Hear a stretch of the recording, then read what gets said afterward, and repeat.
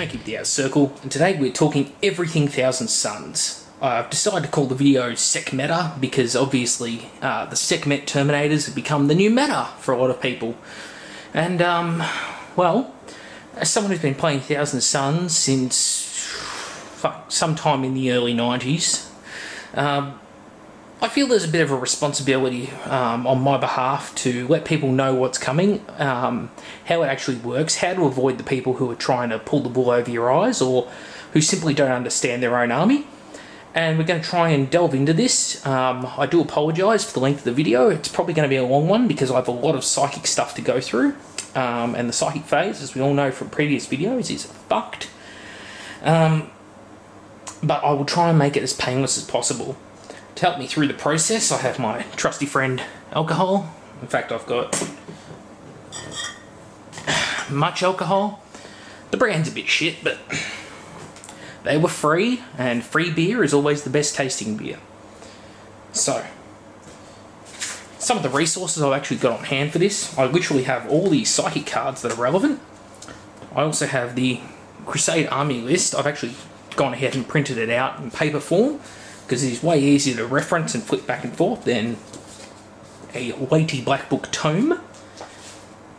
I've also got a bunch of models here on the table, a bunch of my Egyptian themed dice, with the mighty dung beetle and Anubis being the premier dice. Don't know if that'll actually show up, but hey, $2 a dice, can't go wrong. Whoops, moving the lovely display that I've put here around. Alright, first things first, let's go through the Thousand Suns Legion rules. Like all Legiones Astartes, units of the special rule can always attempt to regroup at their normal leadership value. That's something everyone has. Covenant of Sorcerers.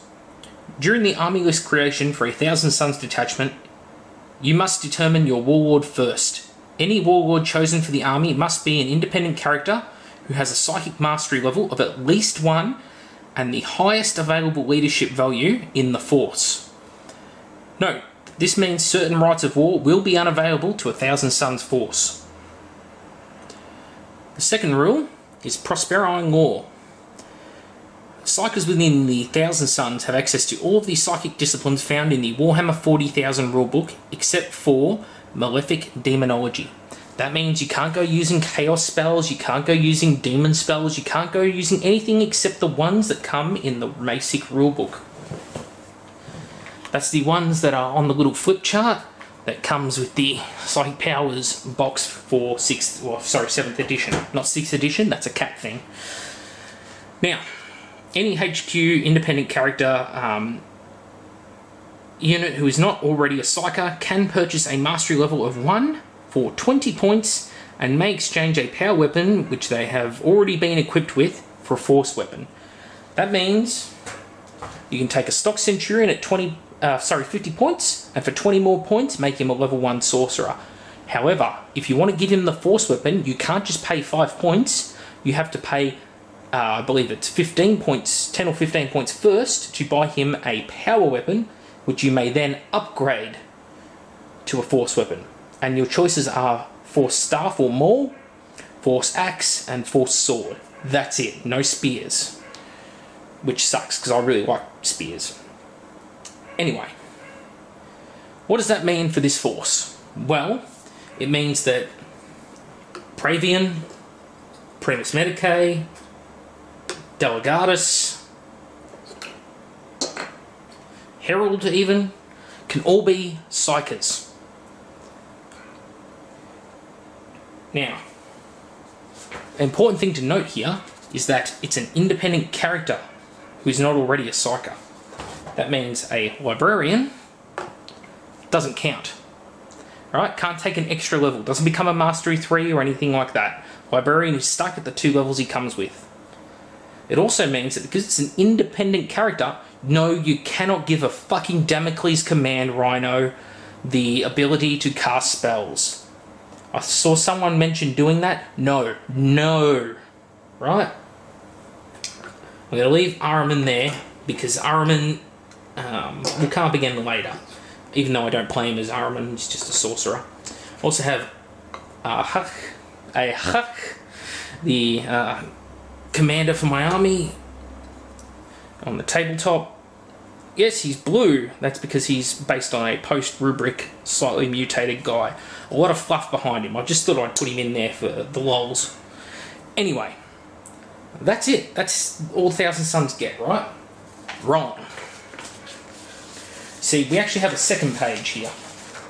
And the second page is where things start to get interesting. And do forgive me if my voice is moving in and out, because I'm moving away from the microphone as I talk. What we have is the Cult Arcana. Basically, it means that all compulsory troops choices in the army must have the same cult as the Warlord. Now, interesting point here, it's compulsory troops. So after you've bought the first 2 troops, everyone else in the army, right, they don't have to have a Cult Arcana. That's the same as the HQ. So for example, if I pick Pavoni Cult for my Warlord, I would then have to pick Pavoni Cult for my first 2 tactical squads in the army. Now, interesting point here, troops are actually exempt from the rule if Magnus is the Warlord, because he doesn't have a single cult, he has sort of all of them. So if you have Magnus in the force, you can pick whatever the fuck you want. Anyone can actually join a cult. However, anyone can receive the special rule, by the way, if they do join the cult. The thing is, my however point, is that not all units in a cult can actually cast a power. In fact, only Legion Terminators and Legion Veteran Tactical Squads can actually be upgraded to Brotherhood of Psykers level 1. Nothing is also mentioned about Command Squads is an interesting point here, because they are technically veterans and Legion Terminators in their own right. However, apparently they can't get Psychic Mastery levels. I just thought it was worth pointing that out. A Legion's HQ independent character may be upgraded, specifically the Praetor this is, may be upgraded to a mastery level of up to 3 at 25 points per level, and must take a minimum level of 1 on a Praetor. And again, this is only the Praetor, not Librarians, not Praevian Consoles, anything like that. Right? I also need to add here that an item of war gear known as Arcane Litanies can only be taken by independent characters. What the Arcane Litanies do is that character ignores the first perils result they get. Like the first time they suffer perils of the warp in a game, they ignore it. Right? 1 use only item. 10 points, and you can buy it for every character who's a Psyker. Now, let's go into the cults. The cults include the Pavoni, Raptoria, Corvidae, Athenaean, and the Pyre. Now, we're going to go through these one by one, and I do apologise for the time it can take to explain. If you choose Pavoni, right, you gain the Quick Blood rule, which adds +1 to your run and sweeping advance results. The Raptora grants you telekinesis as your, or telekinesis is your specialty. It means you get kind shields, which add +1 to any invul save you already have, up to a maximum of 3++, or a 6+ invul if you have none. So a good one to put on tactical squads, things like that, because it's a free 6+ invul. Corvidae. Corvidae gives you Divination, and you have a special rule known as Precognitive Strike, and allows you to re-roll a to-hit roll of a 1 in the shooting phase, only if your unit remains stationary. I think this is a great one to give to Legion heavy support squads. Things like heavy weapons, especially las cannons, that kind of thing, would benefit from this. A plasma cannon would not, because a plasma cannon is rolling a gets hot roll, not a to hit roll. The Athenaean cult grants you 2 rules. It uses telepathy and grants mental fortitude and immune to fear. Mental fortitude, which is immune to fear and adamantium will. I apologise. Lastly, the Pyrite cult, funny enough, does Pyromancy. And their special rule is Ashen Blow, which is you get Hammer of Wrath, and if you already have Hammer of Wrath, you add an extra Hammer of Wrath attack. Pretty basic. Now, the Cult Arcana for those who actually can cast spells, has an additional bonus, which is that if you choose from a discipline that is related to your cult, your casting rolls are actually on a 3+, not a 4+. This is fantastic for your big characters, because if you've got a level 3 Praetor, you have very good chances of getting off your abilities. That said, it has to match your cult. So if I choose, let's say, Corvidae on my character here, my character would then have to pick Divination to get the 3+ cast. If he doesn't pick Divination, then his spells will be on a 4+. And if he splits his abilities, then because he split the abilities, as far as I'm concerned, the split abilities will be on the 4+, the ones that are from that discipline would be on the 3+. Now, on top of all of this, there's a little clause here, little asterisks, right? Now, this has to do with some of your negative rules. You see, the Thousand Suns are all linked to one another mentally, blah, blah, blah, blah, blah. If any unit within the Thousand Suns detachment suffers a wound as a result of perils of the warp, then I must, or the Thousand Suns player must, immediately take a pinning test for every single unit in their force with the Legiones Astartes Thousand Suns special rule. The second part of this is that when all of your independent characters in your Thousand Suns detachment have been slain, all surviving models in the army suffer -1 leadership for the rest of the game and can no longer make sweeping advances. So if you go out and HQ snipe, or the Thousand Suns player brings only a single HQ, and you kill him, the whole army will never be better than leadership 9. And the whole army won't be able to sweeping advance. So, two big negatives there. Again, the Arcane Litanies are something you want to take on your HQs, because you don't want to be taking pinning checks if you can avoid it.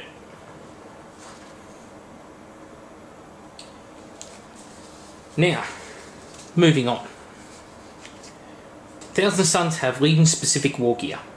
Obviously, we've already covered the Arcane Litanies. Next up, we have the Aether Fire Cannon. It's basically a plasma cannon, and it gets Soul Blaze, and it's a 10-point upgrade on top of the cost of the plasma cannon. Soul Blaze is a fucking terrible rule, so don't get it. This plasma cannon is useless as an upgrade. If the unit comes with it, fine. As an upgrade, I would not buy it. You are throwing points out the window, because it is not worth it, Soul Blaze. They also get a thing known as Asphyx Shells. Tainted with psychoreactive toxin of unknown origins, the Thousand Suns were able to arm themselves with not Inferno Bolts. Now, units that fire these shells gain the Shred type. Independent characters with the Legiones Astartes Thousand Suns special rule may be given the shells for 10 points each. They apply to any bolt pistol, bolt gun, combi bolter that the character actually has. Obviously, it's the bolter part of the combi weapon. You can't give the plasma gun Shred. Now, Legion Terminator squads and Legion Veteran Tactical squads may be given the shells for just 20 points per squad, which is pretty good value upgrade. Obviously, with the same limitations applying. You can also give them to rotor cannon equipped Legion Tactical Support squads at 25 points a squad. Nobody uses rotor cannons, and I don't think this would make them any more desirable. I could be wrong. Perhaps poisoned rotor cannons with this rule, yes. Now, there are 2 rights of war. Now, here's where it starts to get interesting for the Thousand Suns. The first one is a unique rite of war called the Age of Dissolution, or sorry, Axis of Dissolution. Models of the Legiones Astartes Thousand Suns special rule that are part of a force using this rite of war automatically pass any morale checks or pinning tests they are called on to make if they are within 6 inches of an objective when the test is taken. I would take this to mean an objective marker for you rules lawyers out there. No, if the mission is slay the other warlord, it doesn't count. Right. The Caustic Grace. All Thousand Suns models in this detachment may overwatch a Ballistic Skill 2. Cool. It's not much, but combine that maybe with the Shred Bolters, you might have something. The Transition of Vitriol. You may reroll failed to hit into wound rolls for models with the Legiones Astartes 1000 Suns special rule that are part of a force using this Rite of War against enemy models which are falling back. I don't think this will come into play very often. Limitations. Troops choices for a detachment using this Rite of War must be made up of units that are at their maximum possible size. You're talking squads of 9 jet bikes, 10 Terminators, 20 tactical marines. If you've got a plasma gun tactical support squad, they're got to be max size as well. This is a good Rite of War for playing fluffy, but it is going to be a clusterfuck on the tabletop because you're going to be moving around massive units constantly. The second Rite of War is the one that everyone wants to do, and that is the Guard of the Crimson King.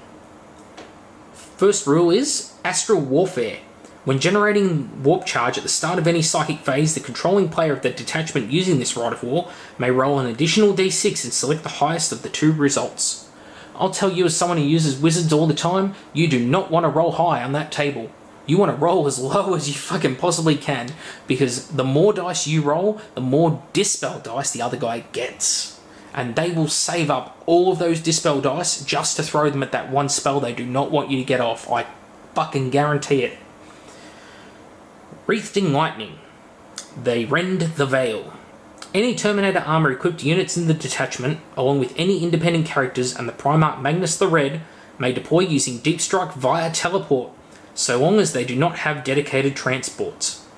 When these units arrive via Deep Strike, they gain the Fear special rule if they do not already possess it, and may reroll failed invul saves of a 1 until their controlling player's next turn. That's pretty good. Now, the Initiates of the Scarab. Sekhmet Cabals must be selected as compulsory troops choices for a detachment using this Rite of War, and may be taken as optional troops choices for the detachment if desired. The Bidding of the Crimson King.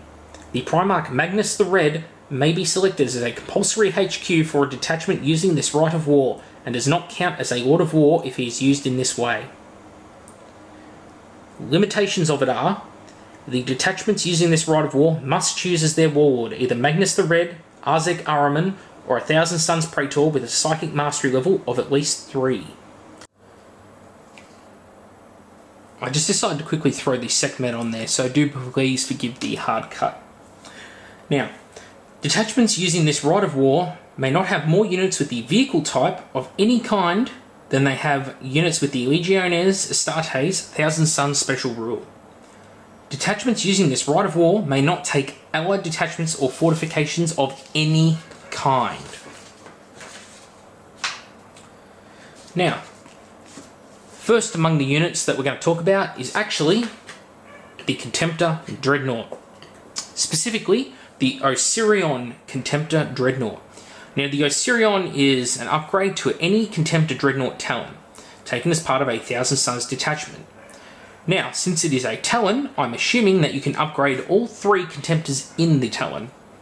And also considering there is no rule against using it as a compulsory HQ, I dare say that you could take an entire unit of these in all 3 HQ slots.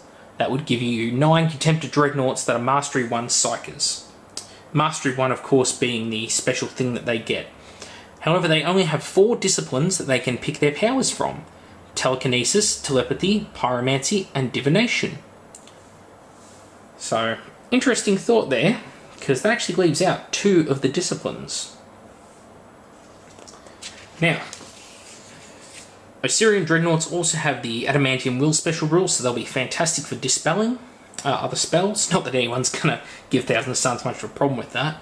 And the Osirian must exchange its starting Dreadnought Close Combat weapon with Imbolc Combi Bolter for a Dreadnought Force Blade with Imbolc Combi Bolter.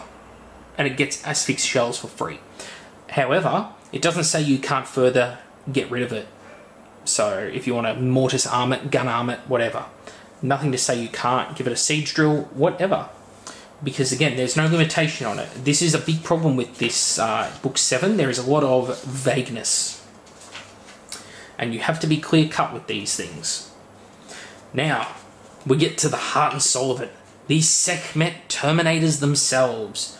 Ooh.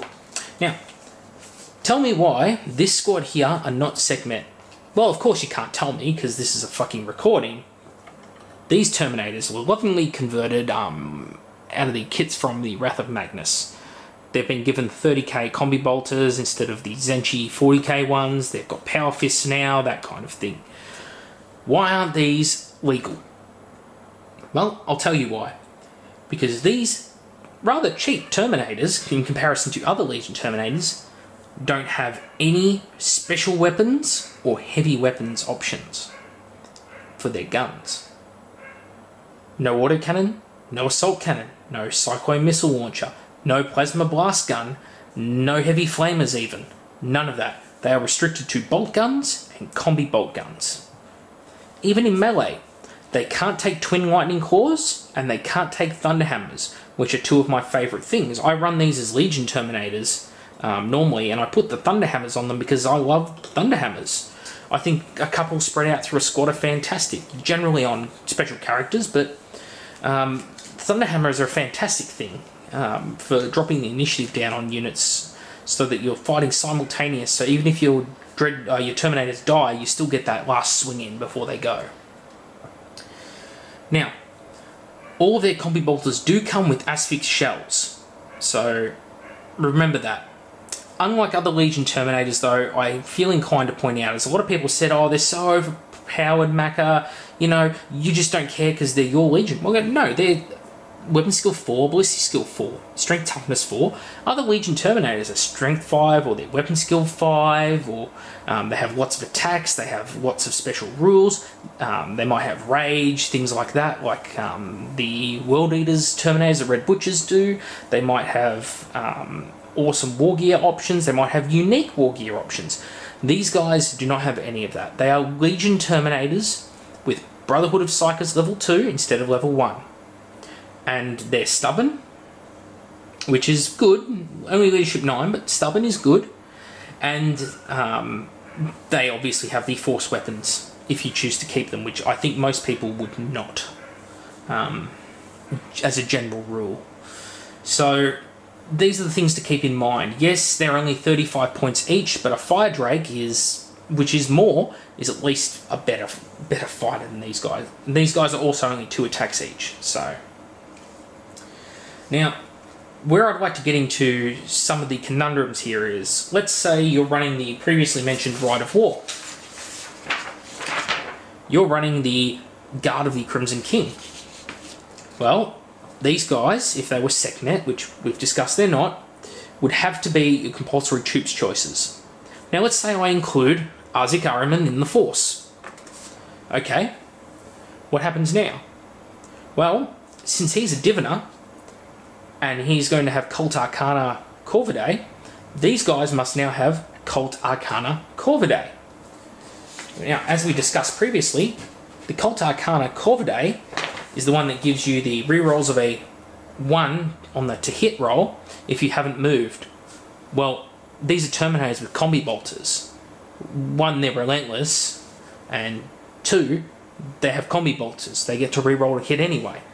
So Corvidae is literally useless. The precognitive strike that they get is useless. If you're running these guys, most people, they want to run Raptora, which gives you telekinesis with kind shields, which gives you +1 to an invul save up to a maximum of 3++. So you'd run them as Cataphracti, you'd run them with kind shields, right? Well, okay, but now if that's your Cult Arcana, you're going to have a HQ who's either Magnus or, well, Magnus, or maybe a Praetor with Mastery 3, or Ahriman. Can't take Ahriman because he'll give you Div. You don't want Div. You don't want Corvidae. So it's either Magnus or the Praetor. You take the Praetor, well, you're going to have to give him Raptora Telekinesis kind shields. Okay, cool.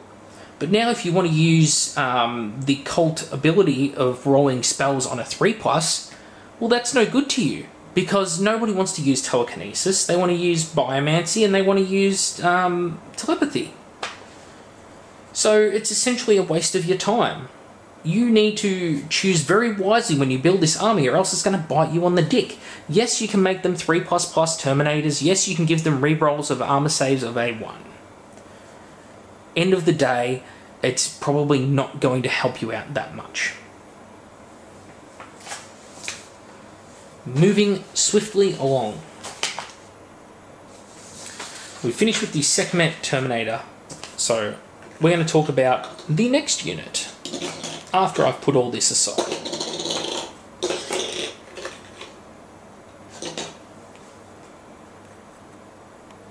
The next unit we're going to talk about is the Henetai Occult Blade Cabal. These guys are essentially veterans, something like that. They've only got 1 attack each, but they are weapon skill 5. The kicker here is that they come with 2 Force Swords as standard. You can add up to 5 to the squad. You can give a single guy in every 5 a plasma pistol or hand flamer, and you can give the boss of the squad melter bombs and artificer armor if you so desire. Probably a solid choice in this case to give him artificer armor. Now, they actually have a psychic mastery level of 1, and the Cabal, it's noted, must generate its psychic power from any one of the Thousand Suns disciplines. Now, the Thousand Suns disciplines, I'm assuming, means the Cult Arcana. If it does mean that, then it means you can only generate Pyromancy, Divination, Biomancy, Telekinesis, or Telepathy, because Sanctic Demonology is not on the list. Now, their special rule that is worth noting here is the Mind Song of Blades. Depending on the number of models in the squad, each model gains a bonus to their characteristics. If the squad numbers 3 or less, Henetai Blades Blade Master, what a stupid name, they get +1 attack each, so they'll take them up to 3 attacks, 4 on the charge. If the squad numbers between 4 and 8 Henetai Blades and Blade Master, they gain +1 attack, +1 weapon skill each, which will take them up to skill 6 for what it's worth.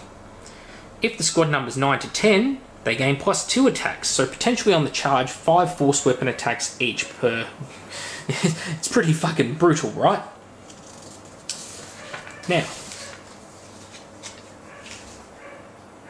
next thing I want to point out here is the Amataria Occult Intercession Cabal. These guys are basically scouts. They come with sniper rifle, bolt pistol, combat blade, shroud bombs, scout armor, all that kind of thing. Cool thing about them is they get the Brotherhood of Psychers special rule, and they are ballistic skill 5 base. They can take a Storm Eagle as a dedicated transport, can add extra guys to the squad, and for every 1 in 5, they can get a melter bomb or melter gun or a plasma gun. The leader of the squad may take melter bombs and a Nuncio Vox. The cool thing with them is their special ability, which is a Warp Charge 1 called Mind Killer. It is a blessing which targets the unit, and while the power is in effect, the unit may reroll all the failed to hit into wound rolls, and all of its shooting attacks also gain the Ignores Cover special rule. Pretty cool, not so good with sniper rifles as it would be with a lot of other weapons. If this was more like the Raven Guard chaps, yeah, it would be really good. However, it's not Raven Guard, so it's meh. Still, 135 points, pretty cheap in the scheme of things for that level of firepower. So, first special character, the man before you. Arzek Araman. Yeah, he's pretty much Librarian. Well, he's actually Praetor stats in order ways. Weapon skill 5, ballistic skill 5, strength 4, toughness 4, wounds 3, initiative 5, tax 3, leadership 10, 2+ save. Very down the line standard sort of abilities. Has a mastercrafted bolt pistol with asphyx shells, mastercrafted force axe. Interesting to note, that's an axe. We couldn't get it. Khopesh weapons as a special stat. They're just axes or swords or staves, depending on whatever the Games Workshop decides on the day. He has an Iron Halo, the Arcane Litanies, which again ignores the first time he rolls perils in the game. Artificer Armor, Frag and Crack Grenades. Oh, another point, sorry to backtrack here. No grenade option on the Sekhmet Terminators. So if they charge into cover, they'll be striking at initiative 1. Very important fact there. Now, Ahriman himself is a mastery level of fucking 4, which is pretty good. Must generate his powers from Divination, has Adamantium Will. So this is an Adamantium Will, and Mastery 4. Most Legion Psychers are Mastery level 2. So a Mastery level 2, or even Lorgar, right, who's Mastery 3, could cast a spell on Ahriman. Ahriman would get a 6+ Deny the Witch, would become a 5+ from Adamantium Will, and because he outmasters Lorgar, would go to a 4+ Deny the Witch. Very, very good. Independent character Precision Strikes, marked by Dark Fates, means that when you are playing a campaign and he dies, any injury chart, that kind of thing, you can re-roll it. So, pretty basic stuff. He also can take a unit of Ahriman's Cabal, which is a Legion command squad, and it must be upgraded to Brotherhood of Psychers, Mastery level 2, for 50 points. They always have the Cult Arcana Corvidae and generate their psychic powers from the Divination discipline. His Warlord trait is the Pattern of Fates, where he can pick up to 3 troops units in his army with the Legiones Astartes 1000 Sun special rule. Before your enemy is deployed, these units gain the Scout special rule, which would be pretty funny to put on Cataphracti Terminators from the Sekhmet. Last of all, he's a Master of the Legion. Next up, we have Magistus Amon. He's sort of like Luther is to the Lion, or Corferon was to Lorgar. Well, this guy was to Magnus. He was his master, worked with him on Prospero until the Emperor came along, and then he got sort of that late induction into the Astartes. Interesting chap. Looks a lot like Ben Kinnersley. Yes, you'll never see me coming. Weapon skill 6, so a higher weapon skill than Ahriman, and everything else is the same across the board. He's a Psychic Mastery level 3, which is pretty good. Generates powers from Div or Telepathy. His Cult Arcana is Corvidae and Athenaean, which is interesting. It might be worth taking him as a HQ in games, because it gives you the option on your troops, your compulsory troops, of having either of those as their Cult Arcana. His special rule is, well, he's got Infiltrate, and he has the Hidden Servants and Secret Scryings special rule. So, Amon was the master of his Legion's external intelligence network, blah, blah, blah, blah. If an army has Magistus Amon as part of its primary detachment, its controlling player may re-roll attempts to seize the initiative in missions where this is relevant. In addition, enemy units arriving via outflank may not enter play within 24 inches of Magistus Amon, other than from their own table edge or within 12 inches of him via Deep Strike.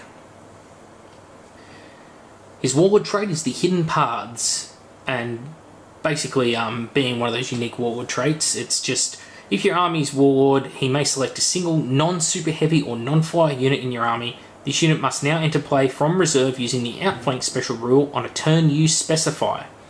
This is specified can be any after the first, and you must make a note of it secretly after the armies have been set up, but before the game begins. When the specified turn begins, this note is revealed and the unit enters play. No reserve roll is needed. It's pretty mediocre. I should really stop bumping that camera.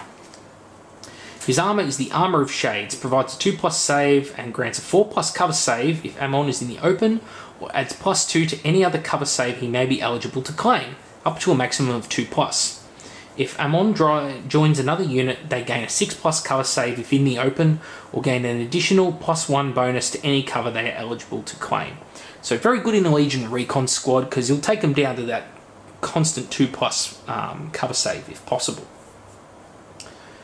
Dust and Devourers. He has a funny thing in his staff. Basically, once per game in the assault phase, instead of attacking normally, Amon's controlling player can opt instead to unleash the power of the Dust of Devourers. This attack is struck at Amon's normal initiative and inflicts D6 automatic hits on the unit Amon is fighting if it comprises 5 models or less, and 2d6 automatic hits if it comprises 6 models or more. These hits have no strength, but have the Poison 4+ and Concussive special rules and an AP of 4. Possibly of some use against Thalax, something like that, maybe Castellax, but generally this thing, it's not going to pay off. Amon is just a fluffy character and nothing game-breaking.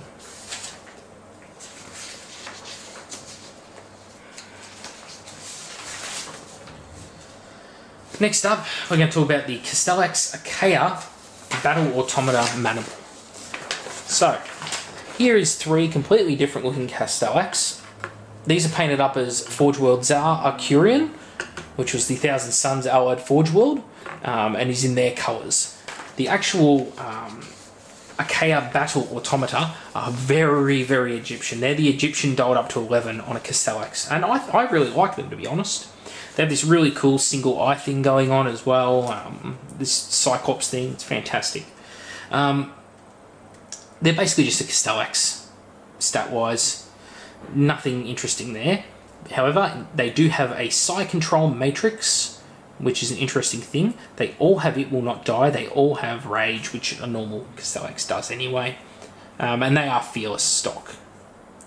They each have 2 power cores with inbuilt bolt guns with asphyx shells and a refractor field, which is good, so consistent 5+ invul.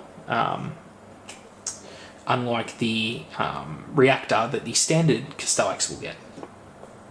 You can add up to 4 additional Castellax to the squad. It comes with 1 in the squad starting, I should mention, and they are 135 points each. You may exchange your Mauler Pattern Bolt Cannon with asphyx shells for an Aether Flame Cannon, which is the previously mentioned plasma cannon ripoff. May actually be pretty good on these guys. It's one of those things we'll have to test it out a few times to get the hang of it. Now, the Psi Control Matrix. What it means is, well, that at least 1 unit with the mastery level of 1, with the Legiones Astartes Thousand Sun special rulers within 24 inches of them, then they may be directed normally as part of the controlling player's army. If this is not the case, the Battle Automata may not make charge, run, or shooting advance moves. They may still make shooting and fight normally if they're already engaged. So, similar to how the Cortex Control works, but better. Volley of Fire. They may fire 3 weapons in the shooting phase. That's good. Now they're specifying it, whereas most people play it as you can fire everything they have. Technically, they can only fire 2 as monstrous creatures, Castellax. Psi Locus. When using the Witchfire and Malediction type psychic powers within 12 inches of a Castellax Archaea, then you may use one of those models as the origin point of the power. So you could be 12 inches behind these guys and cast it from them. So technically you could expand a 12-inch range ability to 24 inches range. Now we'll come back to this later, but it's very interesting to know. If a Psyker of any kind, friend or foe, suffers at perils of the warp within 12 inches of the Castellax, roll a separate leadership test for any Castellax Archaea units in range. If any roll is failed, the unit in question suffers D6 wounds with no armor saves or invulnerable saves possible. Any Castellax Archaea that are destroyed as a result of this immediately explode with their maximum blast radius. They have the Reactor Blast special rule. When a battle automata with this special rule loses its last wound, roll a d6. On the result of a 6, it explodes, inflicting a Strength 4 AP nil hit on all models within 6 inches. So, very much like a vehicle. Alright. It's time to cover off on Big M himself. Magnus the Red. Weapon skill 7, ballistic skill 5, strength 7, which is pretty high for a Primarch, toughness 6, wound 6, initiative 6, attacks 4, leadership 10 with a 2+ armor save. His war gear includes the horned raiment, the blade of Aun Nanutra. Hey, I don't speak Egyptian, leave me alone. He has arcane litanies, a Sci-Fi Serpenta. His special rules include Primarch, which gives him independent character, Eternal Warrior, Fear, Adamantium Will, Fleet, Fearless, and It Will Not Die. Master of the Legion, Precision Shots and Precision Strikes. He is the Sire of the Thousand Suns. He is an Arch Sorcerer, has the Eye of the Crimson King, a Phantasmal Aura, Mind Wrath, and very bulky. And keep in mind, he comes in at 495 points. Any unit that Magnus joins has the Fearless special rule. All models with the Legiones Astartes 1000 Suns special rule in the same army as Magnus may use his leadership rather than their own for all morale checks and pinning tests, as well as any leadership tests taken as a result of psychic powers whilst he is in play. All reserve rolls made for units in the army of Magnus the Red as the Warlord may be re-rolled if his controlling player wishes. So that is the only bonus you will get for deep striking your Terminators, and that with the Rite of War mentioned earlier. Sekhmet squads and Legion Terminator squads taken as a troop's choice for 1000 Suns primary detachment with Magnus as its Warlord, or maybe taken as troops' choices, I should say, and no restriction to their cult Arcana applies to the compulsory units of the army, as mentioned earlier. He is an Arch Sorcerer. Magnus is Psychic Mastery level of 5, and he harnesses his Warp Charge rolls on a 3+ when attempting to manifest any psychic power. For Magnus the Red to suffer perils of the Warp, his controlling player must roll 3 or more 6s when attempting to manifest psychic powers, rather than the usual 2, and any result of a 1 on the Perils of the Warp table is re-rolled. Magnus the Red randomly generates 5 powers from a combination chosen from the following psychic disciplines: Telekinesis, Pyromancy, Divination, Telepathy, Sanctic Demonology, or Biomancy. You may, for example, generate 2 powers from Biomancy, 2 from Telepathy, and 1 from Divination. And no, you wouldn't. His armor gives him a 2+ armor save and a 4+ invulnerable save. If he is struck by a weapon with the Destroyer special rule, the amount of wounds inflicted on him is reduced by 1. Very good. The Blade of Ununantra. It's just one of these funny looking 1000 Suns Kopesh blades. +2 strength, AP1. So he'll strike at strength 9 AP1, which is pretty good for Primarch. His gun is the Sci-Fi Serpenta. It's 15 inches range, strength 8 AP2, assault D3 with Soul Blaze. Soul Blaze sucks, but the weapon is fantastic. The Eye of the Crimson King. When selecting targets for his psychic powers, all models within range are assumed to be in line of sight except those inside transport vehicles or buildings. All such attacks have the Ignores Cover special rule. Ooh. Phantasmal Aura. Enemy attacks directed at Magnus the Red or any infantry unit he has joined suffer a -1 penalty to hit. Barrage weapons directed at Magnus the Red or any infantry unit he has joined add +1 inches to the rolled scatter distance where applicable. So, decent ability. Not as good as Lehman Russ's, but Magnus has got a lot going on, so no one can complain. Now, Mind Wrath. This is the big one that has everyone going, oh my god! Magnus the Red's control over psychic force was terrifying, seamlessly channeling powers that might cost the mind and sanity of others to manifest, forces none but the Emperor himself could outmatch. When manifesting a Witchfire power, Magnus the Red's controlling player may declare that he's using a Mind Wrath ability. This must be done before any dice are rolled to manifest the power in question. The required warp charge to manifest the power is increased by 2, so basically 5+ to cast. However, if the power is successfully manifested, it adds 2d6 to any listed strength value and double the listed range. If this would result in a strength value of 11 or higher, the attack has the Destroyer special rule. We'll come back to this, because it's very important. Right now, I'm going to have a beer break. So, let's get down to psychic powers. This is the clusterfuck. First things first, yes, Magnus can create a 24-inch wide D-blast. Interesting point of note, center that blast on a unit of Castellax and you can technically extend the range out another 12 inches from Magnus if there's a unit of Archaic Castellax in front of him. Just thought I'd point that out because nobody yet that I've seen has actually pointed that out on the internet, and well, I like to know my army inside and out. Even if I'll fuck up basic rules from time to time. So first things first, all 1000 Suns are going to get the Force special power.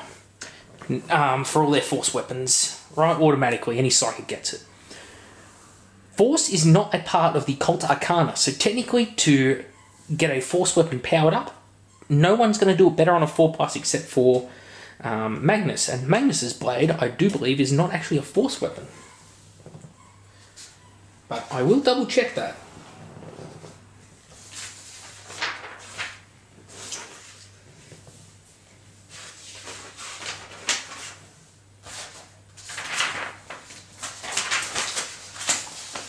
Do forgive the noise, I'm shuffling around papers trying to double check it.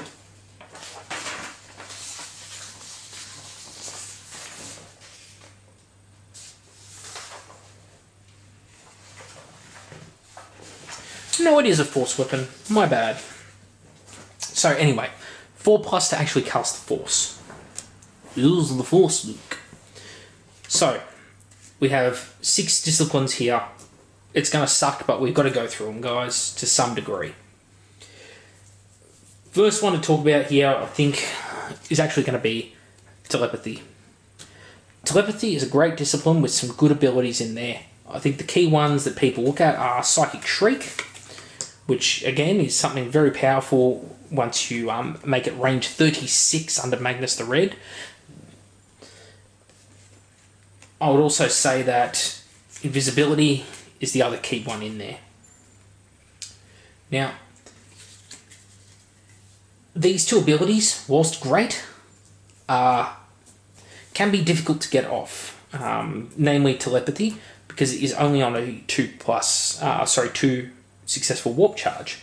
The other problem is that Telepathy is absolutely useless against Sisters of Silence. So Telepathy does not affect them. So Psychic Shriek definitely won't, because it's targeted at them anyway. But also the Invisibility. They will shoot at you at full ballistic skill. That's just the way it is. So that's Telepathy out of the way. We may come back to it later. Pyromancy. Pyromancy, the big one people look at is probably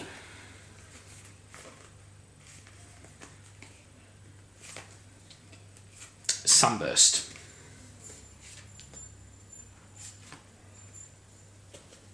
Why is Sunburst a dangerous ability? Well, this is one that works on Magnus the Red. You see, Pyromancy as a discipline is namely pretty much all attacking powers. Range, strength, that kind of thing. It is useless once you're in close combat, and often the attacks are pathetic in their abilities. You know, strength 4 hits, d6 off, things like that, or a strength 5 flamer attack. They're very, very situational if they're any good. Sunburst, however, range 9, strength 4, AP 5, assault 2d6, ignores cover, soul blaze. Being a Nova power, it will hit anyone within range 9 inches. It will hit all enemy units. Pretty good. Ignores cover. Pretty good. Being used by Magnus the Red, the range will go out to 18 inches as it doubles. The strength will go up to a D blast on average, because the average roll on 2d6 for the plus 2d6 strength is a 7. In this case, it's a 6. So it's still going to be a strength 10 hit. Now, on average, it's also going to cause 7 hits. He's probably going to hit with them. Let's say 6 dice will hit. 6 hits and 2s to wound. So, pretty powerful ability on Magnus. If I wanted to put, say, that ability on Magnus, and I also wanted to get Invisibility, how would I go about it? Well, when I divvy up my 5 dice at the start of the game, I'm going to split them between Pyromancy and Telepathy, let's say. So there's 5 as power dice there, 2 here. Let's see. What's the chances of getting Invisibility? It's 1 in 3. To reroll the double result. So I got powers 1, 2, and 3 on Telepathy. That's not Invisibility. Let's try it again. Alright, this time we got it. So we got Telepathy. We got Invisibility. Let's try Pyromancy. Can we get a Sunburst? No. Let's try it again. No. Let's try it again. No. Let's try it again. Yes. So 4 attempts. If I want to get these 2 abilities on Magnus, right, I have to pick 2 different disciplines. I have to split my dice into these 2 different disciplines, and then I'm going to roll and hope that I get these, because I can't re-roll to get them unless I roll duplicate. So, it's hard to do. If you want to get Iron Arm from Biomancy to give me plus 3 strength and toughness, then you're going to have to split your dice again. And you probably have to get rid of one of these, frankly, because your chances of getting it are going to be really low.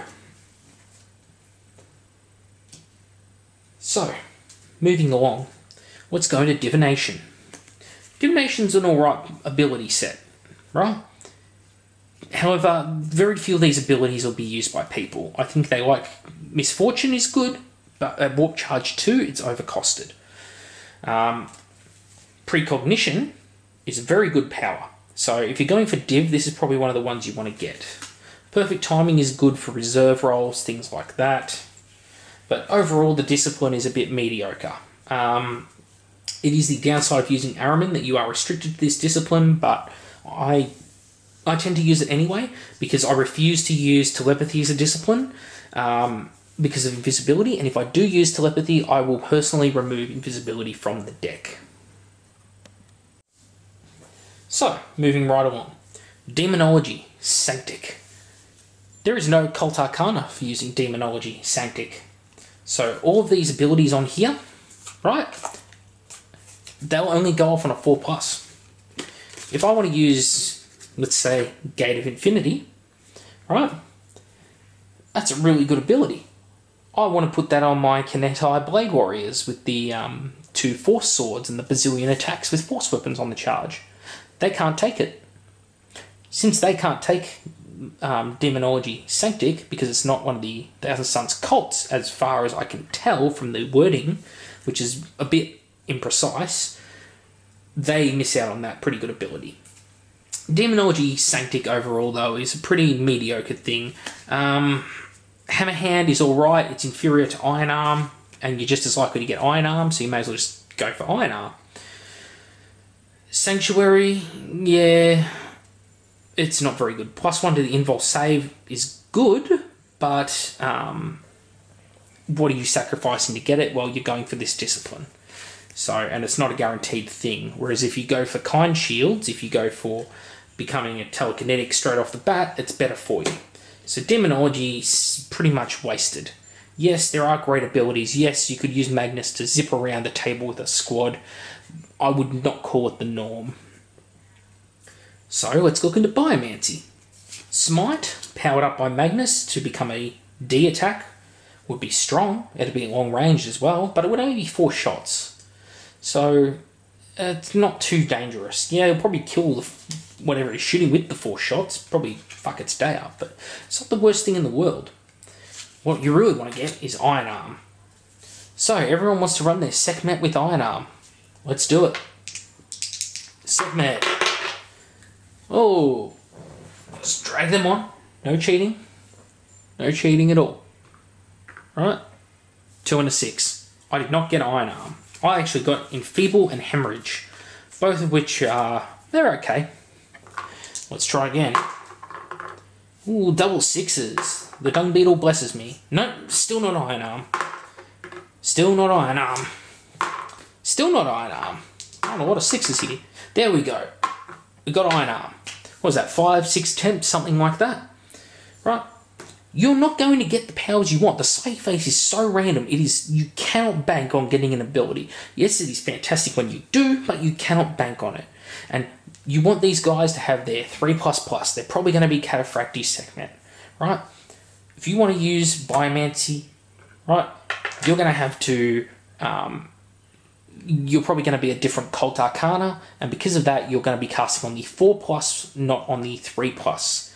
Now, if practical terms in the game, let's say we have a Psychic phase. Let's say we have Magnus, and let's say we've got 3 units of Sekhmet on the board. 1, 2, 3. This is our power dice. We then get an additional d6, and if we're using the Rite of War, we can roll 2d6 and pick the highest. So let's say we pick 6.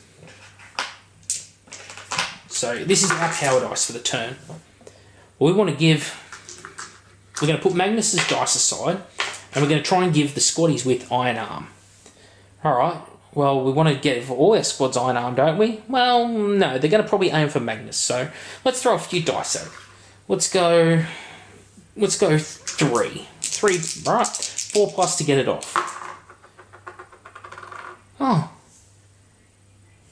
1, 2, 3. Well, that didn't go off. That's only a Warp Charge 1. What the hell? I've cast it on the unit now. I can't recast it this turn. Stiff shit. You've now missed out on your Iron Arm. Well, okay, what about the next squad over? Maybe they'll get it off. Alright, they got it off on 1 warp charge. If you're the other guy and you go, fuck, I really don't want them to get that off, how are you going to stop it? Well, let's see. I've got 6 Dispel dice. I could throw them at that. If I did, well, not a single 6. Chances are you'd roll 1 on average, but I didn't. So cool, that squad's got Iron Arm. What about the next squad over? No. Well, actually, yes, they got it off. I thought it was Perils. Perils is double 6 these days, so... Right, so the next squad over got it off as well. This leaves us with 10 power dice, and we've still got 6 Dispel dice up our sleeve, you know? So, let's say we're Magnus. I want to use my D ability. I'm going to use Pyromancy. I'm going to use Sunburst, which I managed to acquire. Okay. How many dice are you going to throw at it, Magnus? Well, it's a 5+ to cast, and I need 1 warp charge. So a safe bet would probably be 4 dice. Let's go. Alright, we got it. 3. Successfully manifested. Am I going to throw my Dispel dice at it? Depends. Are the units being targeted Adamantium Will? Could be. If they are, then I probably would, because you got a decent chance of stopping it. But you've got to get rid of 3 power dice. Chances are he's going to get it off. If I used my 6 ability on it, not going to roll multiple 6s. But you can see there, I made a fantastic roll of 5 5s. An Adamantium Will character or person targeted by his ability actually just blocked it. They blocked that D ability. It just turned off. No one is now affected by that D ability. That Nova Blast just ceased to exist right out the gate.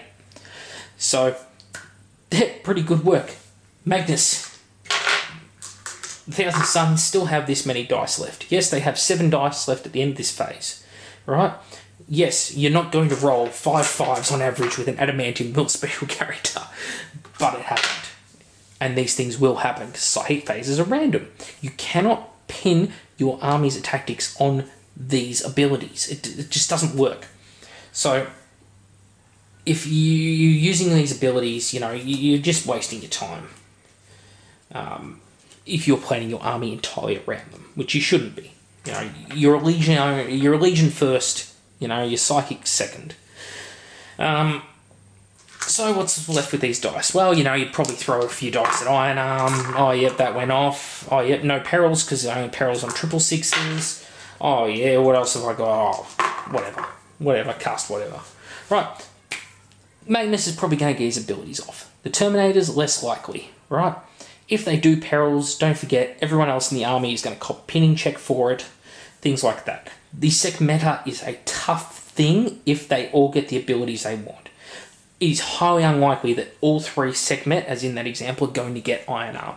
It is highly unlikely that Magnus is going to get Iron Arm and Invis. It's also highly unlikely that he's going to get Invis and Sunburst. These things are all really unlikely. Last of all to cover off on is Telekinesis. Telekinesis discipline is fucking horrible. So, I wouldn't even look at it. Best one in there is Telekine Dome. Gives everyone within 12 inches of the Psyker 5+ invul. Could be good if combined with Kind Shields already, because you'll go up to a 4+ invul. But again, not what I'd call the norm. Psychic Maelstrom is the most powerful ability here. If Magnus was using it and used his super special ability, with the 3 warp charge needing a 5 to manifest, you'd probably be throwing 6-7 dice at it at least. So I'd go 7 dice. No, did not go off. Because you'd need to roll 3 5+s. And it would become a range 24 strength D. It's not worth it. All he's really doing is increasing the range on an already okay ability. The fact is, at 3 warp charge, it is grossly overcosted for what it does. And a lot of psychic powers are like that. I'm not going to go through the psychic powers one by one, because that's a waste of time. The important part is that there are certain psychic powers that are really good, really useful. Life Leech maybe on Magnus, Warp Speed on Magnus, yes. Endurance is kind of useless on Magnus, so I wouldn't put it in there. It may be an alright one on Sekhmet Terminators. It is Warp Charge 2 and will be difficult to harness. Hemorrhage and Smite are okay, but we all know where it's at. And we all know that where it's at with Pyromancy is you do want to be getting that Iron Arm. You want to get the Iron Arm off. Right. Pyromancy. Only abilities you really want to... So again, we'll put aside the cards that are useful. So Leech Life, Warp Speed, and Iron Arm. Pyromancy, Sunburst, right? Because it is a Nova ability, and that means it's going to hit everyone on the other team within range, or other, your opponent. Fiery Form, not very good. Spontaneous Combustion, Focus Witchfire, that's no good. You want to be hitting as many units as possible when you go for these things, not as few. Inferno, no good. Witchfire as well. Molten Beam, it is a beam. You could get up to range 24, you could make it a D beam. Could be potentially very good. Molten Beam, I would probably put it in the no basket, however, because it's simply, you're not going to get enough units with it.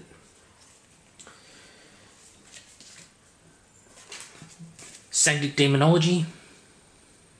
Nothing really sticks out to me here. Cleansing Flame, perhaps. Cleansing Flame is pretty much identical to Sunburst. It's a little bit stronger at Strength 5 base, so you're more likely to get the D strength on it. However, at Warp Charge 2, for just that +1 strength, it's not worth it over Sunburst. As a discipline, I'd say Sanctic is probably better than Pyromancy, however. Vortex of Doom, for example, is Warp Charge 3, and is already a D attack. So Magnus would save himself the trouble of having to spend the extra points to make it a superpowered attack. Banishment, it's good against demons, yes, but how often are you actually playing demons in the meta?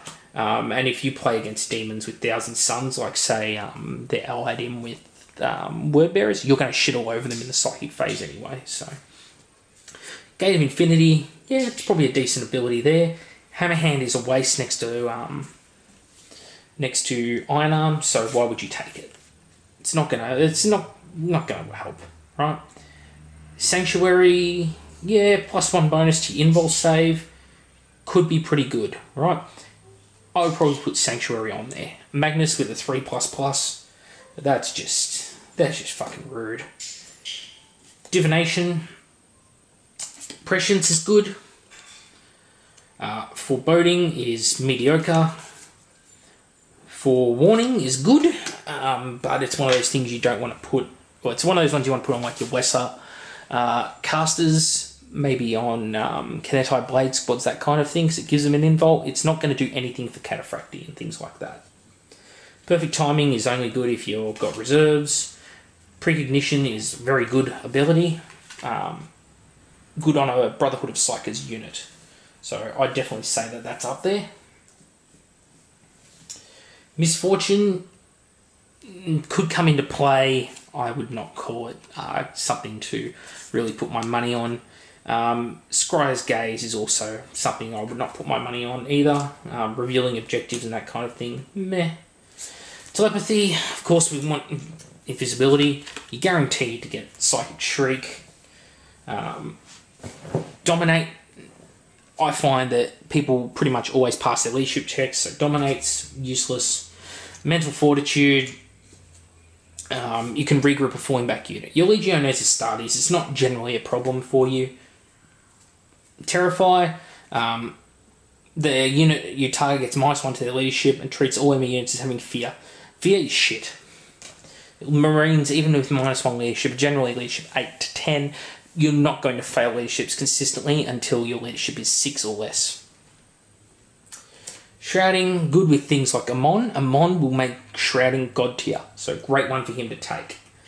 And Hallucination. Hallucination is already random for being a psychic power, and it's extra random because it's a psychic power that has random shit happen within it. So I do not recommend it.